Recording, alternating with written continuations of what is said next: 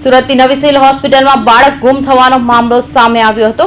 આ વાત રાજ્ય ગૃહમંત્રી હર્ષ સંઘવીના કાને પહોંચતા તત્કાલીન ક્રાઇમ બ્રાન્ચને બાળક શોધવા માટે આદેશ આપવામાં આવ્યો હતો અને ટીમ દ્વારા બાળકને આરોપી મહિલાના ચુંગલમાંથી મુક્ત કરાવ્યું હતું। જિલ્લાની નવી સિવિલ હોસ્પિટલમાં બાળક ગુમ થવાનો મામલે સામે આવ્યા છે। ગુમ થયેલા બાળક મળી આવ્યા છે। વાત એમ છે કે એક દિવસ પહેલા 3 વર્ષનો બાળક ગુમ થઈ ગયો હતો। ચિંતિત પરિવારે બાળકની શોધખોળ હાથ ધરી, પરંતુ બાળક ક્યાં ન મળતા પરિવારે પોલીસને જાણ કરી હતી। પોલીસે બાળક ગુમ થયાની અરજી લઈને તપાસ કરવામાં આવશે તેવું જણાવ્યું હતું, પરંતુ આ વાત રાજ્ય ગૃહમંત્રી હર્ષ સંઘવીના કાને પહોંચતા તત્કાલીન આ મામલે સુરત ક્રાઇમ બ્રાન્ચ અને સ્થાનિક પોલીસને બાળક શોધવા માટે આદેશ આપ્યા હતા। ત્યારબાદ બાળકની શોધખોળ માટે ક્રાઇમ બ્રાન્ચ સક્રિય થયું હતું અને સિવિલ હોસ્પિટલની સીસીટીવી ફૂટેજ ચેક કરતા એક મહિલા બાળકને લઈ જતી નજર આવી હતી। આ ફૂટેજના આધારે પોલીસે તેમજ ક્રાઇમ બ્રાન્ચે તપાસ હાથ ધરી હતી।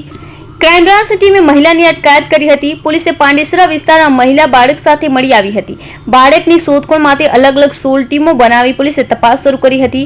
હાલ બાળકને સહી સલામત તેને માતા પિતાને સોંપવાની પોલીસે તજવીજ હાથ ધરી હતી। ગઈકાલે 25 જૂનના રોજ નવી સિવિલ હોસ્પિટલ ખાતેથી એક 3 વર્ષ ઉંમરના એક બાળક ગુમ થયા છે એવા જાણકારી પોલીસને લગભગ કરીબ 5:30 વાગ્યાના આસપાસ મળી હતી અને આ બનાવ કરીબ 1 કલાક પહેલાના હતા અને જ્યારે પોલીસને જાણ થઈ તાત્કાલિક ખડોદરા પોલીસ અને એસીપી પીઆઈ બધા લોકો ત્યાં જગ્યા પર પહોંચી ગયા અને એના પછી ક્રાઇમ બ્રાન્ચની ટીમ એસઓજીની ટીમો પર ઇન્ફોર્મેશન આપવામાં આવી અને તમામ ટીમો સાથે આ તપાસમાં લાગી ગઈ। તો જેટલા બી ટીમો હતી અલગ અલગ 23 જેટલી ટીમો બનાવવામાં આવી છે। આ સમગ્ર ટીમોના અલગ અલગ પ્રકારના કામોને વહેંચણી કરવામાં આવી। અલગ અલગ પ્રકારના ખાસ કરીને પહેલા મારી પાસે હતા કે સીસીટીવી કેમેરા તાત્કાલિક જોઈએ કે આ બાળક બહાર નીકળ્યા છે કે નહીં કેમ્પસમાંથી। પછી ધીમે ધીમે કેમેરાઓ જોવામાં આવેલા તો ત્યારે એના એક લેડી સાથે આ બાળક લેડી એના હાથ પકડીને લઈ જતી હોય એવા પ્રસ્તાવિત થયેલ, જેથી તાત્કાલિક ટીમો 1 by 1 આગળના કેમેરાઓ જોવાના, સાથોસાથ અમારા ટેકનિકલ એવિડન્સ કલેક્ટ કરવાના હોય છે, અમારા હ્યુમન ઇન્ટેલિજન્સ હોય છે કે આ પ્રકારના કોઈ લેડીને કોઈ જોયા હોય, આ પ્રકારના કામો ચાલુ થઈ। તો 23 ટીમ આખા સતત ગઈકાલથી આ બાળક જ્યારે આપણને મળ્યા તબ તક 24 કલાકથી વધુ ટાઈમ બિના કોઈ સોએ આ બધા ટીમો કામ કરતી હતી અને આમાં 1000 જેટલા સીસીટીવી કેમેરાઓ જોવામાં આવેલા અને કેમેરા એવું છે કે એક સેકન્ડમાં અગર આપને ધ્યાન નથી આપે તો નીકળી જતા હોય સીન। તો એટલા કન્સન્ટ્રેશન સાથે 1000 જેટલા સીસીટીવી કેમેરાઓના જોઈને લિંક પૂરી કાઢવામાં આવી કે આ લેડી આપણે આરોપી છે, આ ક્યાંથી એ મતલબ બસોમાં બેસી સિટી બસમાં બેસીને આવે છે, ક્યાં ઉતરે છે, કઈ રીતે પેદલ જાય છે, પૂરા રૂટ પ્રસ્તાવિત કરતે કરતે અમે લોકો ત્યાં પહોંચ્યા કે ભેસ્તાન આવાસ પાંડેસરા પોલીસ વિસ્તારના છે ત્યાં સુધી આપણે લોકેશન મળી।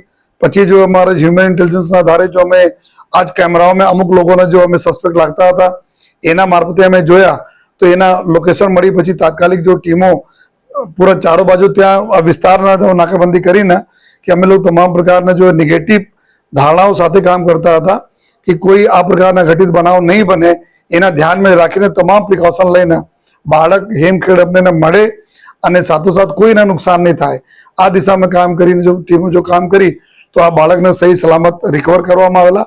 આ અગાસી ઉપર આ લેડી આરોપી છે એના સાથે આ બાળક મળા આપણને અને ત્યારે જ્યારે બાળક રિકવર કરવામાં આવે અને આરોપી અને એના હસબન્ડ આરોપી લેડી છે એના હસબન્ડ છે ટ્રક ડ્રાઇવિંગના કામ કરતા હતા ત્યારે કોઈ કામ નથી કરતા।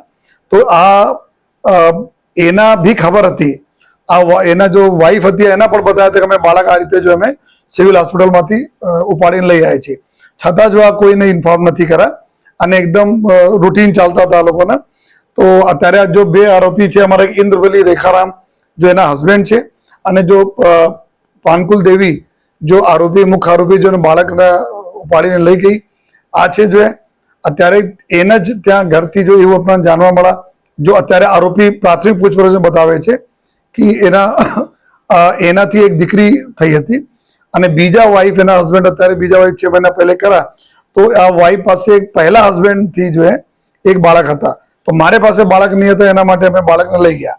લેકિન અત્યારે આ થિયોરી પર અમે માનતા નથી કારણ કે એના ઘરમાં ઓલરેડી એક બાળક હતા તો બીજા સાથે રહેતા તો બીજા બાળકની શું જરૂર હતી, સાથોસાથ 2-3 બાળકો ત્યાંથી અમે મળ્યા છે। તો અત્યારે આ લોકો ક્લેમ કરે છે કે એના બાળક છે, પરંતુ અમે ડીએનએ મેચ પણ કરાવીએ છીએ અને આ પણ જોઈએ છે કે આ બાળક ખરેખર બીજા બાળકો બી એના છે યા કોઈ આ પ્રકારના ગેરકાયદેસર પ્રવૃત્તિ તો નથી થઈ રહી છે. જોઈએ આ સમગ્ર દિશામાં અમારી જો ટીમો છે, જો ક્રાઇમ બ્રાન્ચ ટીમ અને વડોદરા પોલીસની ટીમ કામ કરી રહી છે.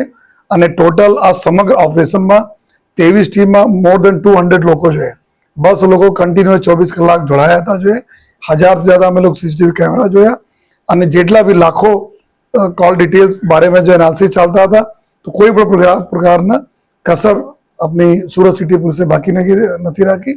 અને હેમખેમ બાળક મળ્યા અમને માટે અમે લોકો સૌભાગ્યશાળી છીએ કે બાળક અમને સહી સલામત મળી ગયા.